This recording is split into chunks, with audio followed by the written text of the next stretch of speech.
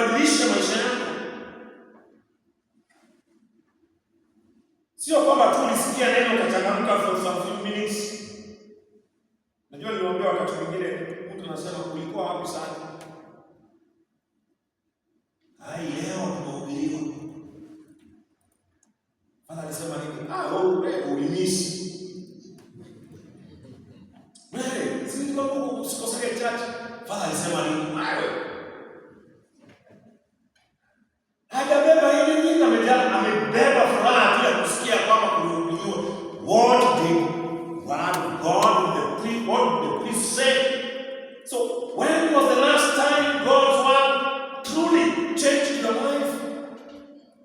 Not simply inspired for a few moments, not merely comforted you during Mass, but actually changed the way you spoke, forgave, loved, and even lived. Jinsi ambavyo neno la Mwenyezi Mungu liligusa. Kwa sababu tumesikia neno la Mwenyezi Mungu halikuji bure, ni kama mvua inayoonyesha kwenye udongo, inabadilisha mimea. When was the last time neno la Mwenyezi Mungu lilikubadilisha?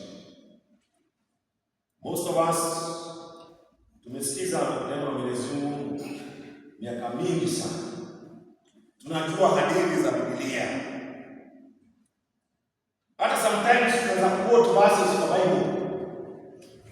The other day, it was Friday morning. Niliwaambia Wakristo kuna basi moja ambao watoto wa shule hao wanaweza kujua tukiwa shule. Umepewa bure, peana bure. Tumsifu Yesu Kristo. Ndio uenda ile yaani mtu mwerevu afai kufanuliwa. Kwa nini hao watoto walikuwa na kama wasi? That most of us listen to the word of God since childhood. We know the stories, we can quote many passages for memory. Yet, tujiulize tu kweli. We sometimes discover that our ears have heard God's word, but sometimes our hearts have not always allowed it to take root. Tumesikiza, lakini roho zetu hazijakubali kuwa na mizizi katika neno la Mwenyezi Mungu.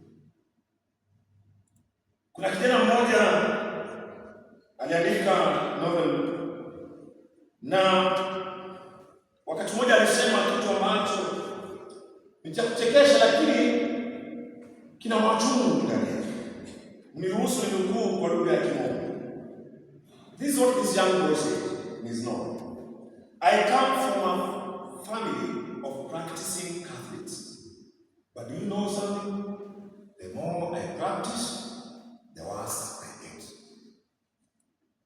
I come from a family of practicing Catholics. But do you know something? The more I practice, the worse I get. Mimi nakutoka katika familia ya Wakristo wa Katoliki. Lakini kuna jambo, jinsi ninavyoendelea kuishi ndivyo naendelea kuwa mbaya. Tumsifu Yesu Kristo.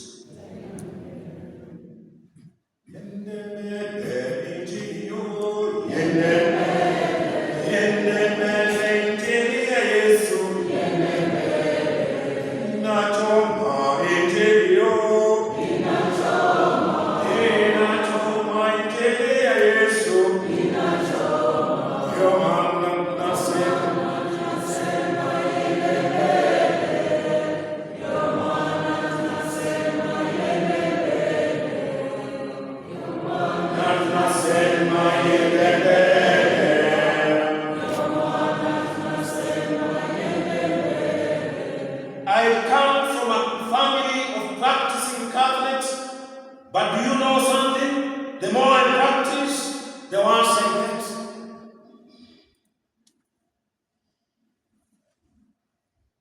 Nafikiri kutoka na hiyo statement, kuna jambo ambalo najihisi katika moyoni mwangu.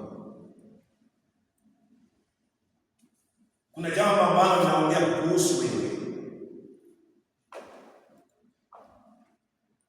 Ya kwamba tunaweza kuwa the same situation na huyu kijana ambaye anasema mimi natoka katika familia we are Wakatoliki, practicing Catholics.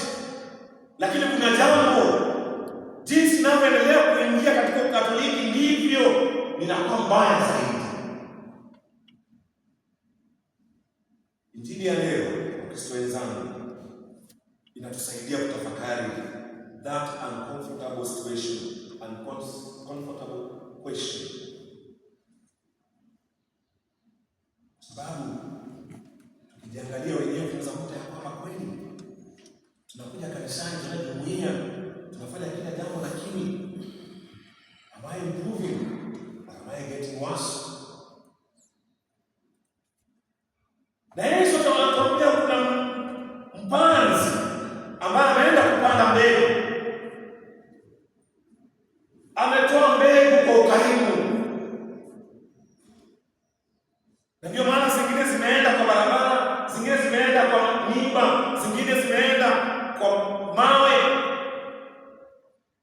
zingine zimeenda kwa ardhi yenye rotuba. Notice something careful. Mfahamu kitu. Shida si mbegu. The problem is not the seed. The seed is perfect. The problem is not the sower. Shida sio mpanzi. Kwa sababu mpanzi ni Kristo mwenyewe. Kristo ambaye anawakilisha Mungu ambaye hachoki na sisi. Hachoki na binadamu. Wakati Adamu na Hawa walipomwasi Mwenyezi Mungu, hakuwafukuza. Alianza kutafuta nafasi ya kurudisha kwake. And in Genesis chapter 3 verse 15, akapeana the first promise of salvation. Akimwambia mama, uzao wako utakanyaga kichwa cha nyoka. Kristo atakanyaga kichwa cha shetani. In Genesis chapter 3 verse 15, the first salvation promise from God. Mungu atoki na sisi. The question is, ni sisi wenyewe tujiulize, what kind of soil is my heart today? Roho yangu mchanga wa aina gani? Comparing barabara, miiba, mawe na rotuba. Mimi roho yangu ni mchanga wa mawe, mchanga wa barabara, kwa mbegu hizi mea, kama ni mchanga wa miiba, mahali ambapo mbegu mengi nazuia mbegu kumea, kama mimi mchanga wenye rotuba, mbegu na mea na kuzaa 100, 60, 30. Nabii Isaya anatuelezea kwa njia nzuri ya matumaini. Isaiah gives us beautiful hope. Anatuambia jinsi ambavyo mvua inanyesha haiwezi rudi bila mazao. Na ndivyo hivyo na neno la Mwenyezi Mungu. Just as rain falls from heaven and never returns without making the earth fruitful, so God's word never returns empty. Wakristo wenzangu, kila misa, kila injili inayosoma, kila sala na dua tunazotoa, kila mwaliko wa kusamehe, God is planting something eternal inside us. Mungu anapanda mbegu ya milele ndani yetu. Katika kila misa, katika injili inayosoma, katika sala tunayotoa na dua, na katika kila mwaliko wa kusamehe,